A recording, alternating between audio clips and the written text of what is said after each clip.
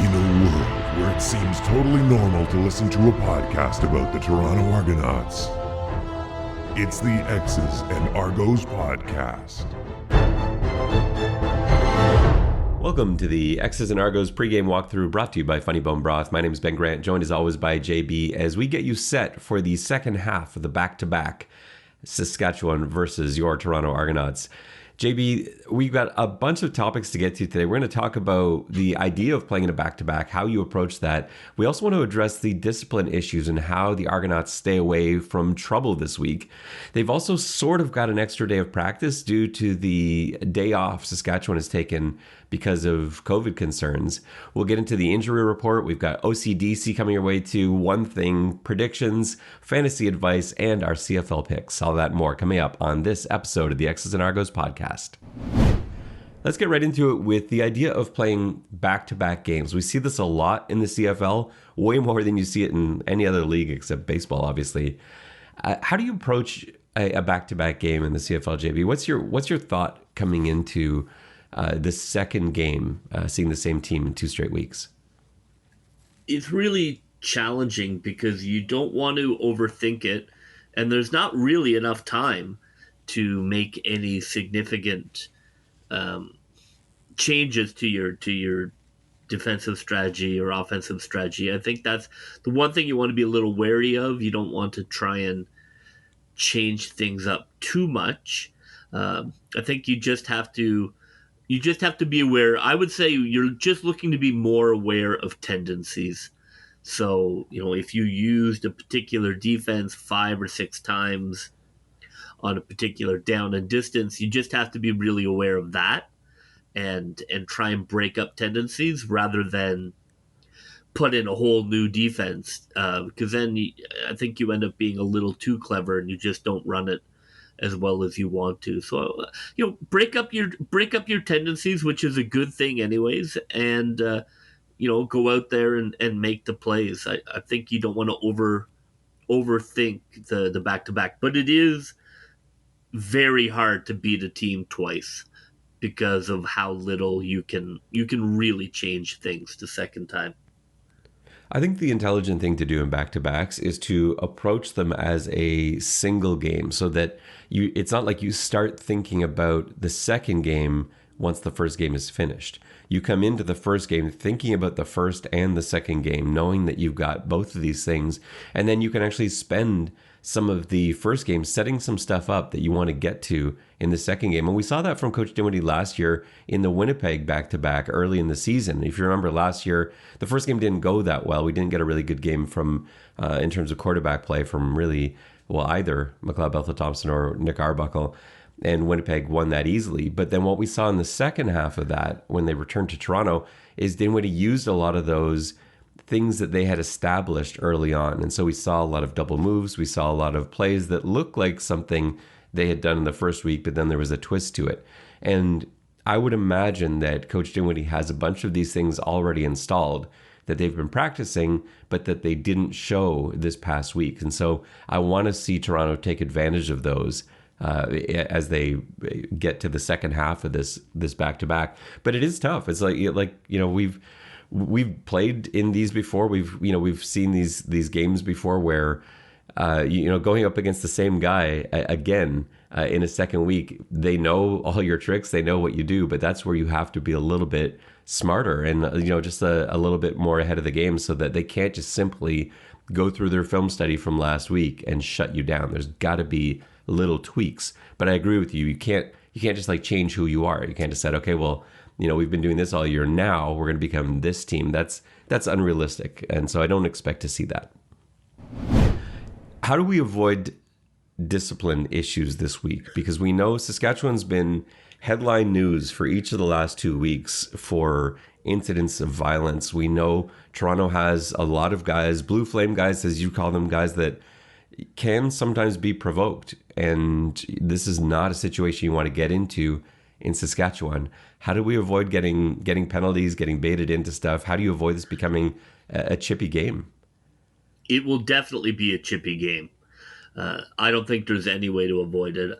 I would like to keep it just to Shaq and Edwards. I think that's the key is that it doesn't spill into everybody.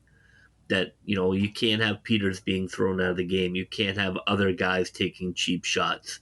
Would it be nice if those guys didn't take penalties? I mean, maybe. I think this week you try and keep it reined in, but it is, it is what it is.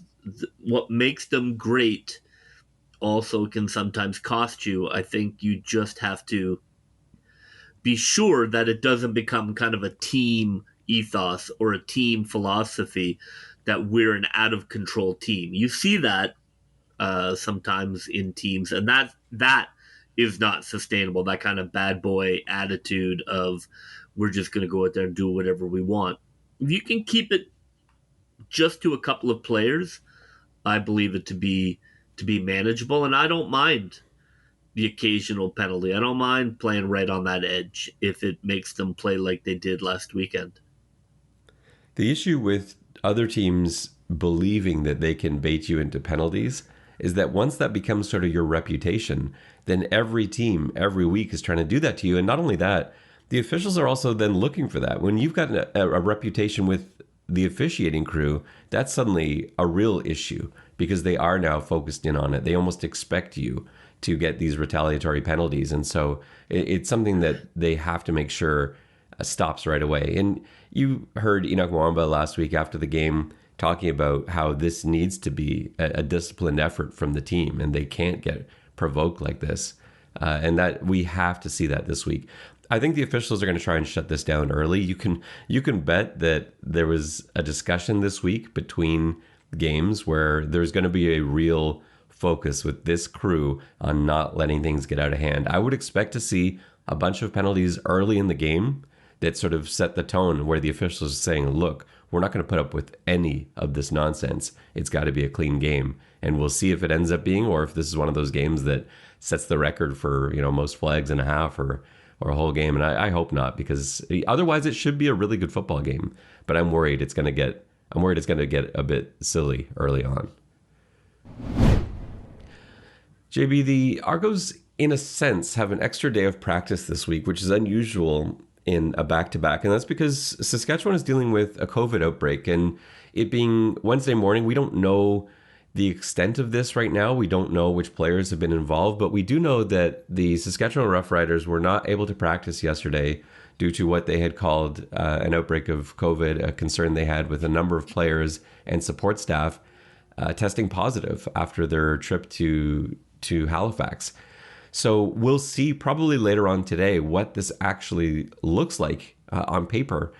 But what sort of advantage is it knowing that you've got an extra day on your opponent in a back-to-back? Because we're used to there being an extra day here or there. The CFL schedule being a bit all over the place in its nature has one team a day or two more prepared, sometimes even more, coming into any given game.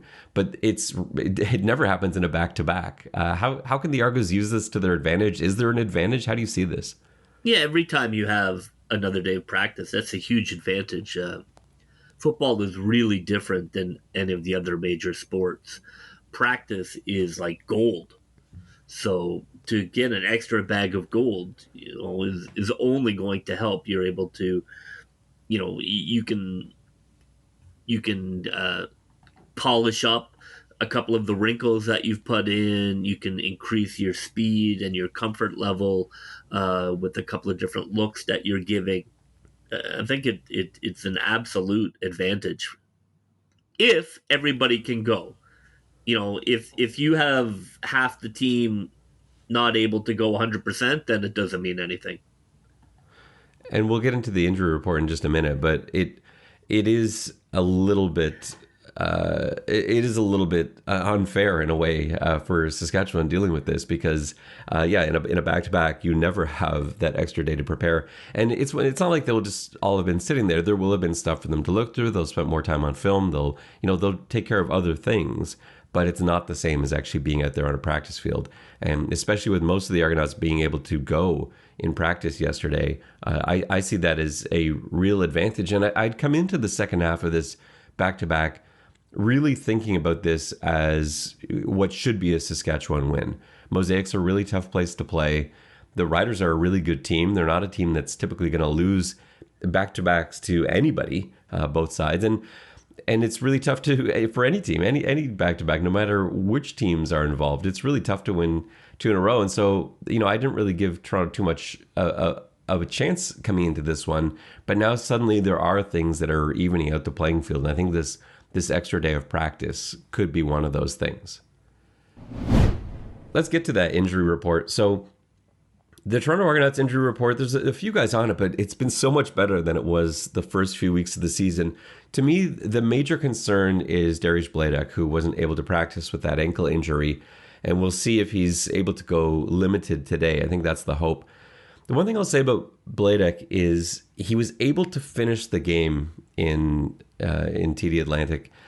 And to me, that usually suggests that they're holding him out a day because they want an extra day of healing. I wouldn't be surprised if they actually hold him out a few days because he is a veteran, and then they get him ready to go. I would be really surprised if Bladek ends up missing this game just because he was able to come back in so quickly. He basically missed 2 offensive plays, and then came back in and finished up the game.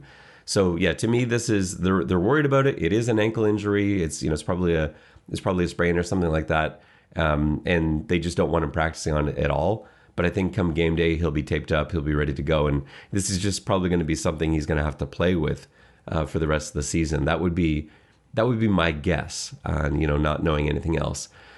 But yeah, that's the major concern on the injury report with Bladek. Now, the good thing is the Argos have had some guys return to the lineup. So they've got Theron Churchill, for example, who's back. So if Bladek can't go, they've at least got 3 guys to choose from. Gregor McKellar, he only played a couple plays last week, but he looked good in them. He's probably not fully ready to go yet, but I wouldn't mind having him in there. I'm okay having Shane Richards in there, and Theron Churchill, of course, as well. Is now a veteran. So those 3 guys are able to fill in if Bladek can't go, but I don't expect that to be an issue. Now, the Saskatchewan injury report is going to be interesting, and it's going to be worth going through carefully when that finally comes out. They didn't have to issue an injury report yesterday because they didn't actually practice. The big question here is going to be whether or not Cody Fajardo starts. So Coach Dickinson said earlier in the week he's sort of a 50-50. And the sense I get is that a lot of the Saskatchewan staff and support staff and everyone else, I think they would like to rest him. I think they're really concerned. Like, he's their ticket. They're not going to the Grey Cup with Mason Fine or Jake Dolagala. It's Fajardo that's going to do it. And I think that they would really like, with a 4-2 record, to take a couple weeks, let him heal. They've got 2 weeks before the bye, and they haven't had a bye yet, right? So they've got some time coming up in the second half of the season where there are rests. I think that's what a lot of people would want to do within that organization. But Fajardo wants to play, and he wants to be out there. So, like, if you're Saskatchewan, how do you handle this situation? I would lean towards not playing him. I know in the West it's really competitive, and to risk another loss is going to hurt, but you have to look at the likelihood of, are you going to catch Winnipeg? I don't think you are. So then you just have to accept that and believe that you're fighting for the 2-3, and you're going to need Fajardo for that. And you could come. I'm sure Saskatchewan should feel confident that they can come. They can be competitive with Toronto with a backup quarterback. So you're not giving up on the game, but you're at home. If there were ever a time, if I were a Saskatchewan, I for sure would sit Fajardo and try and come at Toronto with a run-heavy scheme. And that's also a way to take advantage of the back-to-back thing. Like we just talked about, having new surprises and different things that you haven't prepared for. This is the wild card that Saskatchewan is holding in their hand, is that Toronto doesn't know who's going to start at quarterback this week. Because it's not even 100% Mason Fine. if Cody Fajardo doesn't start. Maybe you see Dolegala and Fine platooning. They're two very different quarterbacks. Like Mason Fine, he's not a very big guy, like 5'11", 190, but he's not like your typical runner either. He is more mobile than the average quarterback, but he's got a really good arm. He's got a really nice, accurate arm. Dolegala is like the opposite, where he's massive. Dolegala is 6'7". He's like almost 250. Really big body, and he's got a cannon for an arm. Accuracy has always been his issue, but he can move and he can be a threat on the ground. And so having both of those guys come in where you can actually use their mobility, you can use Mason Fine to change the launch point. You can use Jake Dolegala to actually bowl guys over and be a physical presence to support your already frightening run game. That's something that Toronto probably won't, like, they'll have a plan for, but they won't have spent all week preparing for the way that they're probably trying to prepare for Cody Fajardo. So I do think that's the advantage that Saskatchewan has coming in, is that Toronto doesn't know really which of these three guys they're going to see most of. Other issues on the injury report for Saskatchewan, it's mostly good news for them, I think. I would expect Mitchell Picton to come back this week, so that's going to give their receiving core a boost. And I think there's a pretty good chance that we see Pete Robertson as well. So with both of those guys potentially coming back, that is going to pose some problems for Toronto that they didn't have to deal with in Wolfville. It's now time for your favorite segment. It is OCDC. JB, OCDC, let's start off with you this week. You are the defensive coordinator for both the Saskatchewan Roughriders and the Toronto Argonauts. Let's start it off with the bad guys. So how do you stop this Toronto attack that looked really good after the first quarter of last week's game? What do you do defensively if you're the Green Machine? I'm really fascinated to see what they do. They clearly came in looking to stop the run, which they did, but then they lost the game. And I'm really intrigued on how much they feel the game plan cost them. If I'm the Saskatchewan DC, I probably have to dial back a little bit on all run stopping and give MBT a little more credit, a little more respect. So I'm still going to run blitz. I'm still going to look at that in terms of not letting Harris getting going, but I have to play a little more deep coverage. I can't sell out. So I think the strategy remains pretty similar in that you're gonna fill the box a lot of downs, especially on first down, and you're gonna really dare Toronto try to move the ball in the air on first down. And then on second down, I probably dial back that run and really get into a pass-heavy defense. And that's what I would do. I would be run blitz, cover three, and see what they do with that. On the offensive side of the ball for Saskatchewan, it starts with I don't want to start Cody Fajardo if I'm Saskatchewan this week. I not that it limited them, like he does, even injured, he gives you the best chance to win. But like we talked about in the last segment, just going forward, it doesn't make a lot of sense. And I think of all the games, this is a good week to change it up because of the back-to-back thing. So I actually want to start Mason Fine, and a lot of my game plan is going to be sort of dictated by that. Now, at the very least, if Fajardo is going to play, then I think you at least send Fine in there for some series, just to give it a little bit of a change. Maybe you platoon them or something like that, or every third series you send Fine in. But I think with Mason Fine, there's some different stuff that you can do. So some of the problems they got into last week was being really predictable within the run game. And I know they did have some success in the run, but it really just came out of a couple plays where Morrow was able to break free. For the most part, they had Morrow pretty well under wraps. And it's largely because they were going with sort of a bigger run look on most of the run plays, and Toronto didn't have to do a lot of guessing. So I would rather they keep things spread out this week and not abandon the run. I think they should actually run a lot more, but out of a spread look and using their quarterback to supplement that. Again, Mason Fine, he's not an amazing runner, but he is quick. He's got good feet, and you can use him on some carries. And like I said before with Jake Dolegala too, that's another guy that you can use not as a running quarterback, but as a guy who can sometimes keep on those option plays. And I would like to get Mason Fine outside of the pocket, really rolling with a threat to run or pass. We saw Cody Fajardo last week have a lot of success when he escaped the pocket. But the difference is there was never really a threat that he was going to run. McLeod Bethel-Thompson was the running quarterback last week, which was definitely not what anyone was expecting. And Fajardo just being banged up can't really threaten the edge that way where you're worried about him taking off downfield.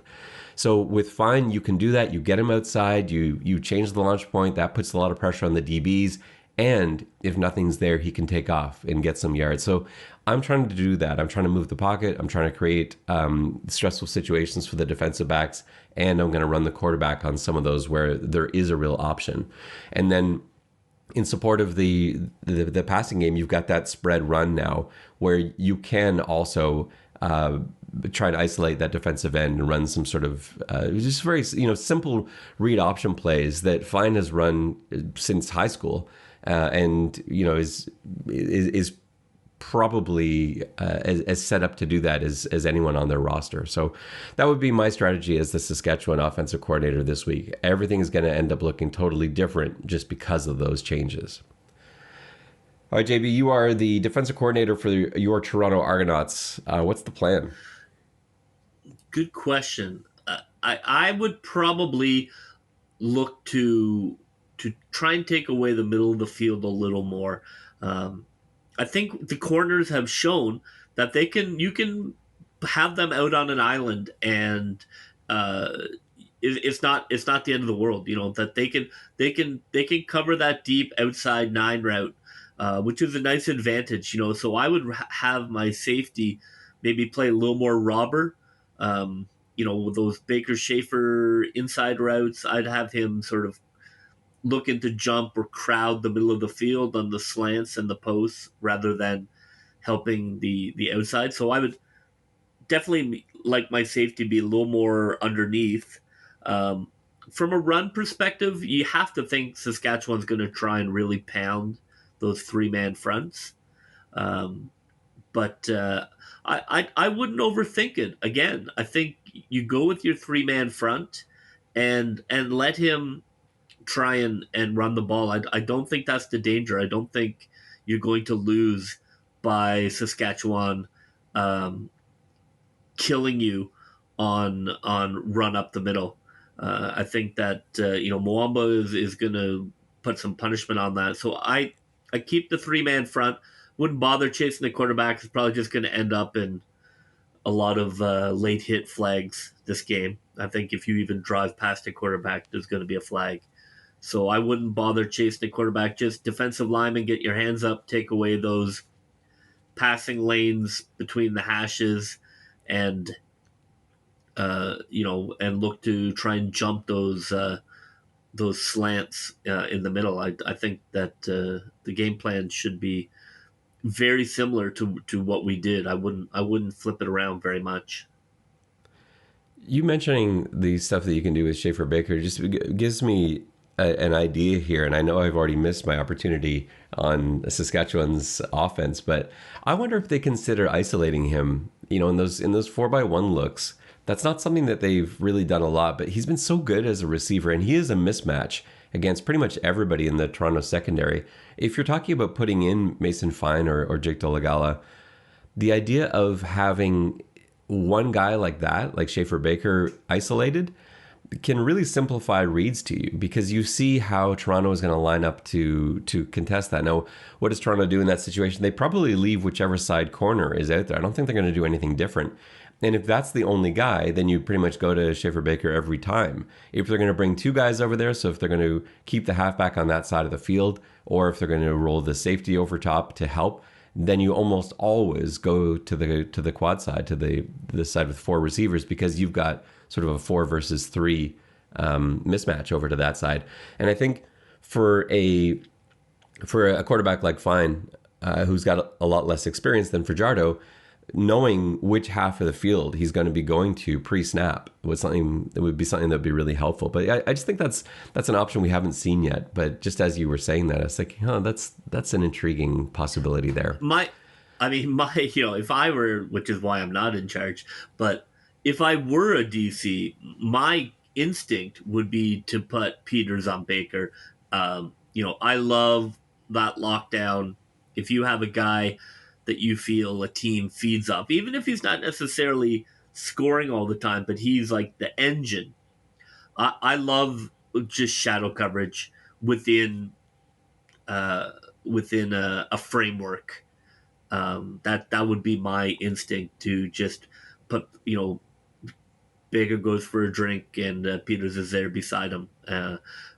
I would love to do that a lot, to try and slow him down, because he's a momentum builder for that offense. And if you take him away, I'd be curious to see what it looked like. But that would be an impulse I would have for sure.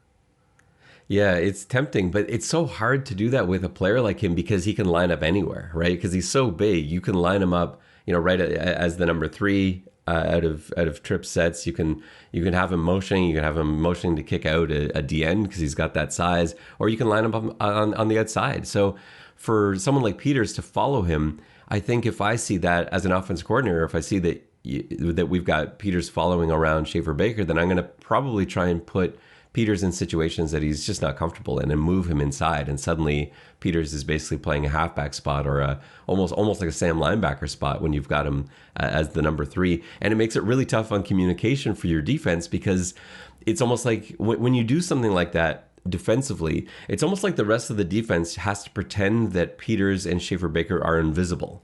And it's really tough to do, because you're like, okay, this guy doesn't exist. So no matter where he goes, he's not mine. He's not my zone. He's not anything, because we're locking him down. And I think it's really intriguing. I love ideas like that. And I don't think you necessarily do that with every play, but I think you could see something like that in, when he's lined up outside. Yeah, exactly. And you see Peters travel. You could trigger. It could be formation triggered. Right. That's intriguing. Yeah, I don't think we'll see that, no. But I think that I like your instinct for that. Yeah. But yeah, that's interesting. I think I love doing that, but I know that's not a sort of roundly held belief. No, especially at the pro level, you'll almost never see it except for with an outside receiver, where you'll see a corner travel with him the whole game. But it's so rarely someone that can also play in the slot. And so I don't expect to see it, but it's interesting. All right, for the Toronto offense, here's my plan. All of my work this week is going to be based on being as physical as you can possibly be. The advantage that Toronto has coming into this game is about rest. Remember, Toronto has had 2 byes. Saskatchewan has not had a single bye yet. Saskatchewan, like Toronto, is just traveled out to the East Coast. It's a much longer trip for Saskatchewan. They came back to a COVID outbreak. This is a team that is going to be exhausted. It's pretty much as tired as a football team can be in the CFL, where there are usually times to rest. They have not had one yet.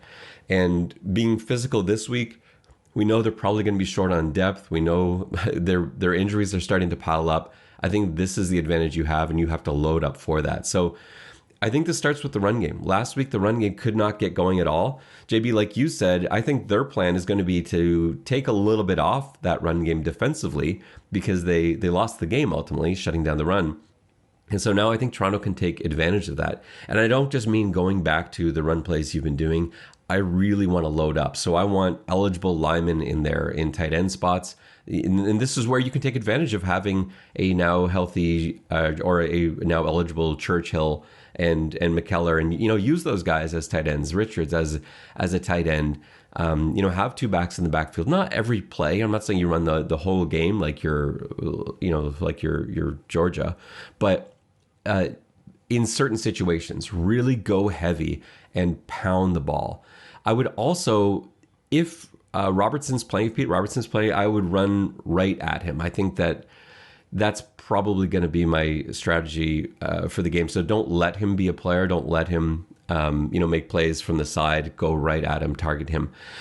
So in terms of the ground game, that's what I want to do. But I think this now translates into the passing game as well. Make it very physical out there too. Keep up with those receiver screens. Anything that involves every defensive player making contact on every play, I want to do. So those quick receiver screens and where you get your tackles out in space running at defensive backs, they've done that really well. We haven't had one like break out yet. Like we saw with Ricky Collins Jr. in that Calgary opener last year, although I think he fumbled that one, but he ran for like 90 yards. We haven't had one of those yet.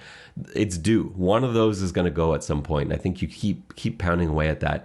And then I want to see action off of that. So the stuff that we set up last week, like those quick receiver screens, now you pump fake on the receiver screen and then send somebody deep over top.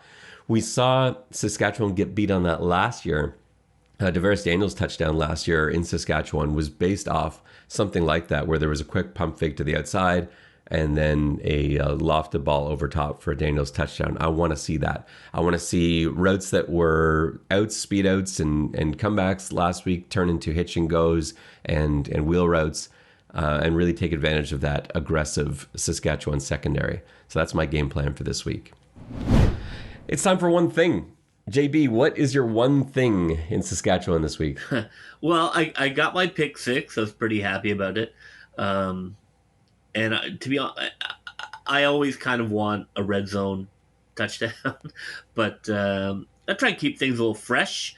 I would love to see BD be perfect as my one thing. I think he's been good this year, but not the force that he was last year. I'd really like, especially on the road in Saskatchewan, a game you gotta have. I'd like to see him be perfect. We got so desensitized to what having a normal field goal kicker is like that we end up getting so disappointed when BD misses like a 42-yarder, which to me it should not be a guarantee. Like a 42-yard field goal, especially in windy conditions, is not at all a sure thing. But we were so spoiled last year where BD just didn't miss a field goal for like 9 games. And so it just feels like anytime BD goes like 3 for 4, it's like, oh man, what's wrong with Boris Beatty? He had a really rough game, and really he's kicking like every other kicker in the CFL this year. But he is better. He is the best kicker in the CFL, and we saw that last week. So I agree with you. I think that would be huge for his confidence and for the team's confidence, for having John Haggerty as the holder and everything else, and not having a game where he goes 3 for 3 and has 2 of those be really long field goals, I think would be excellent for his confidence and the team's confidence in him, because that matters. You can feel that as a field goal kicker when you trot out there for a clutch kick. You can sense when the rest of the team is like, oh man, I hope this goes through. And that was a feeling he never had last year. There was no one thinking that. When Beatty was knocking out Hamilton in the last play of the game and stuff like that, there was nobody that was thinking like, oh my God, Boris, what's going to happen right now? Everybody knew it was going through. And that confidence is huge for a kicker. So I want to see the return of that this week too. It's not my one thing, but I think that was a one thing well spent. My one thing is something you've been asking for, but I think it's so big this week for more than the stat of it. This is just for a team building, for rewarding the right guys, everything else. I want to see an Andrew Harris touchdown. I think this has to be the week. He's worked so hard.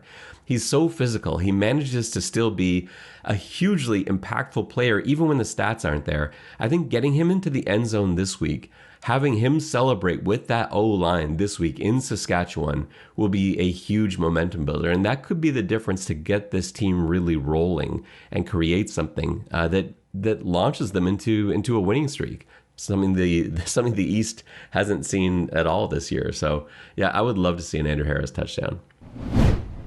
Where are you going for prediction, JB? Well, my predictions have been quite cold lately. And I was correct. It was a Saskatchewan home game, but the Argos were able to overcome that in a tight game. I actually feel oddly confident in the Argos going into Saskatchewan. I'm going to bet that Fajardo doesn't play, and I'm going to take the Argos 24-18. On the road. Nice. I'm gonna go the other way with this. I think this is a Saskatchewan win. I think it's gonna be a tight game. I don't think this is going to be like the last time, and actually the last few times Toronto's played in Saskatchewan. I think this is going to be a tight game. I just think there's so many things that are hard to overcome. I think you may have a different quarterback. I think that is always the first week of a different quarterback is tough. The second week you can adjust for. You've got film on, but if they walk Mason Fine out there to start, Fine is not as good as Fajardo, but it does really disrupt everything that you've done all week. And if Fajardo does play, he's a better quarterback, and so it always gives Saskatchewan a chance to win. But I think playing in Mosaic Stadium is tough. I think back-to-back road games is also really tough, and for Toronto, that's what's happening, because even though it counted as a home game, going out to the East Coast is a trip. And so back-to-back road games, having that second game in Saskatchewan, and then the second half of a back-to-back that you won the first half of, it's so rarely a sweep in the CFL or in any league. And so I think with those three things going against them, it's a really tough ask for them to come away from Mosaic Stadium against the Riders, having won the first half in your second straight road game. It's just too much for me. So 24-20 Saskatchewan, man, I hope it's different. A win here would be huge for Toronto. If they could move now to 3-2, and with some of the, not to say easy games, but easier games. There's been some really tough matchups. A back-to-back with playing Winnipeg, then going to a back-to-back with Saskatchewan, playing BC. Like these have not been easy football games, and so to come away with this, especially with how much the East has struggled, to come away with a win would be massive. But it's not the end of the world if they drop this one. It's time for our world famous fantasy advice. This fairly quick segment on this week. We didn't see too much out there. We love Zach Collaros, 9,215. In terms of quarterback prices, I know there's going to be a lot of temptation for people to go back to Nathan Rourke, but he's over $13,000 again. So I think you just go with Zach Collaros. If you wanted a budget play, I do think if you find out pre-game that Mason Fine is going to start, I think for $7,000 that's actually a pretty good price. He's not your regular quarterback. I'm sorry, that's not worded well. He's not your regular backup quarterback. He can actually play pretty well, and so I don't think you're just flushing $7,000 down the toilet by starting him. I think I'd probably go that way. But Zach Collaros in Edmonton is huge, I think, this week. Now, for running backs, we decided to go super value this week. We've got Malik Irons for one, Edmonton running back. He's only $2,500. And the way that I want you to think about this is, think of this as like if Don Jackson were to suddenly go to Edmonton and were $2,500, would you play him? Well, yes, you would. And Malik Irons isn't as good as Jackson. That's why Hamilton let him go. But he's a really good running back. He's not far behind him. Malik Irons is skilled. And so to get a skilled running back, it looks like he's going to get the start this week. Now, again, check injury reports and see how that's going to work itself out. But if he gets the start, that's huge value for you at running back. And Johnny Augustine, 3,807. He's kind of become the lead back in Winnipeg.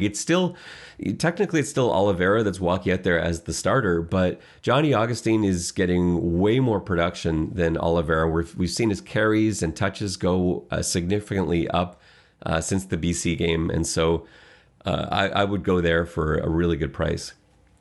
For receivers, this is where we suggest spending some money this week. There's a pretty good price on Lucky Whitehead, 8,631. He hasn't had a huge week in a while. They've got Hamilton coming in. Hamilton has kind of been hit and miss, and a lot of miss this week, playing in BC, a tough place to play, and it's a late game, a 10 o'clock start. I think Lucky Whitehead is going to have a huge day, and that's a good price. And then for our other receiver, we like Greg Ellingson. Again, it's a lot of money, 8,871, but it just seems like every week. And last week, we got killed by Greg Ellingson, and so we'd like to have him on our side this week. He just doesn't put up bad numbers. He just always finds a way to get open. So, we want to make sure he's in good nick and healthy. But if he goes into this week healthy and starting, I think that's a good play. And then we'll go value for our flex position, and this is where we're going to get our Argonaut contribution. Cam Phillips is a massive value play at 2,500. We saw him really come into his own last week with a huge game leading Toronto in receptions and yards. He had that touchdown catch as well. I don't know if he's going to equal that production this week, but he'll have something. He'll be on the board. And for a minimum priced play at flex, I think that's huge. And we splurged on defense. We've got the Winnipeg defense against Edmonton. JB, you're not one who likes to spend that extra money on defense. I'm not usually either. Usually we go minimum here. What's the thought process behind spending $4,397 on the Winnipeg defense? I just the way the numbers fell. I don't think that there's the running back room is just, there just isn't a lot of value there, and you end up having leftover money. I think that the money we saved on Caleros goes to defense. I think you could go a cheaper defense, but for a better quarterback. But I don't think the value is there. I think it makes sense to spend money on the Blue Bombers taking Edmonton until Edmonton shows that they can stop a good team.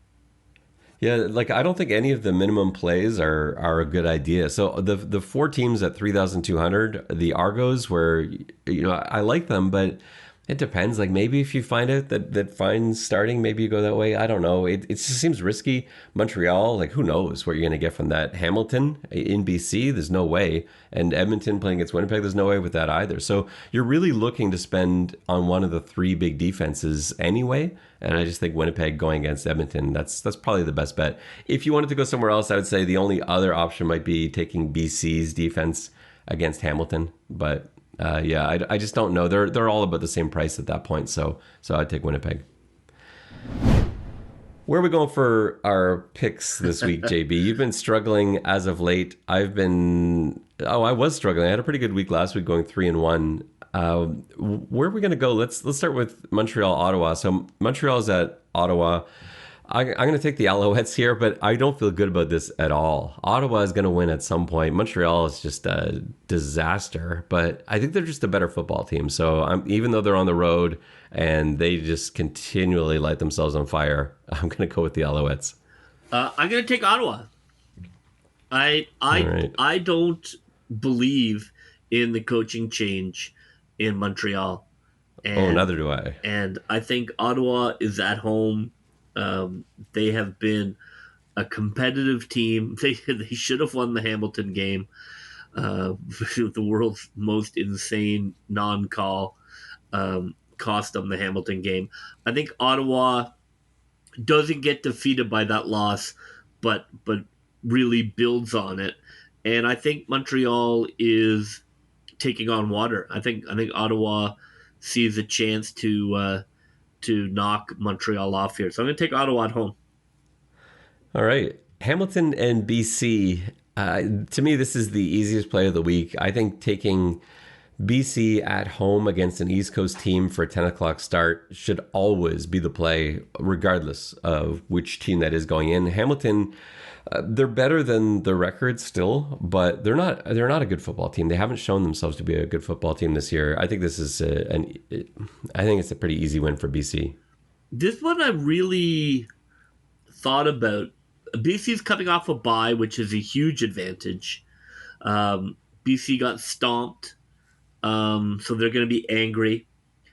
I think the biggest question mark is how impactful the Winnipeg film and to some extent the Ottawa film is for the league against BC. This game is really going to show, is BC for real, or did they just catch a couple of teams by surprise? I'm going to go BC as well because they're at home and they're coming off the bye. But I'm fascinated to see if that Winnipeg film really kind of shows teams how to stop what they were doing. The first quarter is going to be what tells us a lot of things. And if you're not someone that wants to stay up till 1 a.m. watching BC Hamilton, then you only really need to stay up to watch that first quarter. If BC jumps out to like a 14-0 lead in the first quarter, then what it means is they've found a way to adjust. Hamilton's very smart defensively. They've got great coaching staff, and they will have carefully dissected what Winnipeg did to them. And if BC is still able to come out and put up an early lead, then you can go to bed because okay, well, that's, BC is for real. It wasn't some sort of magic that Winnipeg found an answer to. But if it's tight after that first quarter, that could be the message that BC may be in trouble and BC is unable to adjust, that we have found something. Winnipeg has found something that you can do to them to keep them neutralized. Winnipeg at Edmonton. This game I feel weird about. It's every sign points to Winnipeg. You have to take Winnipeg. No one's going to take Edmonton this week because Winnipeg's the best team in the league and Edmonton is probably the worst team in the league, even though I know they've got wins somehow. It's best versus worst, and it just makes me nervous because Winnipeg having back-to-back high-stress games, BC and then Calgary, undefeated teams in back-to-back weeks, and now you go in against Edmonton. It's just so easy to take your foot off the gas. I do think this is going to be close early, but Winnipeg's just got so much more skill and an incredible coaching staff. I just think they pull this out. I just don't think it's worth the risk. Like the gamble is just not there in a pick'em for Edmonton and Winnipeg. You have to take Winnipeg. If you're talking about point spread and stuff, then for sure we can talk about Edmonton. But in just a straight up pick'em, Winnipeg. Yeah, I like Winnipeg as well. Edmonton cannot win at home. Obviously, at some point, that terrible streak is going to come to an end. I don't believe it is going to happen against the best team in the league. And we've got different picks for our Toronto-Saskatchewan picks. As already said, I'm going with Saskatchewan. You're going with Toronto there. So an opportunity for you to catch up this week. So I'm off to Regina tomorrow. I'm excited to get out to Mosaic to cover this one. I think this game, JB, the result of this game has the potential to really change the season for the Argos if they can win. If they can come out of this game with a win, I think the energy that they're going to come back to the city with is going to be something that could potentially see them turn this into a long win streak. And I don't think a loss is that detrimental. So this feels like, we talked about last week, this feels like a house money game. Yeah. I think Toronto's going to play really loose. I think that's one of the reasons I have Toronto is I think Saskatchewan is looking at the West and how every loss is huge, and Toronto plays in a division where nobody wins football games. So I think they're feeling loose and ready. I think all of that is in Toronto's favor. That will just about do it for us on this episode of the X's and Argos podcast. For JB, this is Ben Grant saying so long, and may all your pre-snap reads be good ones. I'll see ya.